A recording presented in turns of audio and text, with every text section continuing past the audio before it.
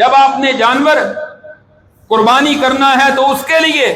ایک اور چیز ہے کہ جس کو پیش نظر رکھا جائے. نبی کریم صلی اللہ علیہ وسلم نے بعض ایسے نقص ہیں اور بعض ایسے عیب ہیں کہ جن کی بنا پر جانوروں کو قربانی کرنے سے منع کیا ہے.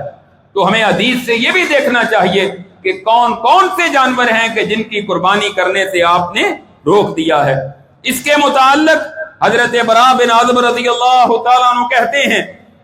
یہ ابو داؤد میں حدیث ہے، حضرت براء بن عازب رضی اللہ عنہ کہتے ہیں رسول اللہ صلی اللہ علیہ وسلم نے ارشاد فرمایا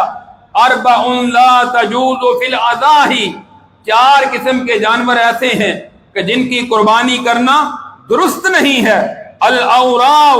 بین اوروہا، کانا جانور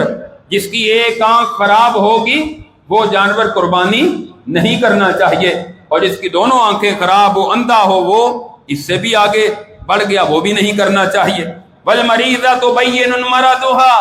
اور ایسا بیمار جانور جس کی بیماری دیکھتے ہی بالکل واضح ہو جاتا ہے کہ یہ جانور بیمار ہے، وہ بھی قربانی نہیں کرنی. والارجاء بین ذلوھا، تیسرا لنگڑا جانور جس کی ایک ٹانگ خراب ہے وہ بھی قربانی نہیں کرنا، اور جس کی دونوں ٹانگیں خراب ہوں، صحیح نہیں چل سکتا یا لنگڑا کر چلتا ہے، وہ جانور بھی قربانی نہیں کرنا. چوتھا والکثیر اللتی لا تنکی، ایسا بوڑھا جانور کہ جس کی ہڈیوں سے گودا مخ ختم ہو چکی ہے، بہت زیادہ بوڑھا ہو گیا ہے، آپ نے فرمایا وہ جانور بھی قربانی نہیں کرنا.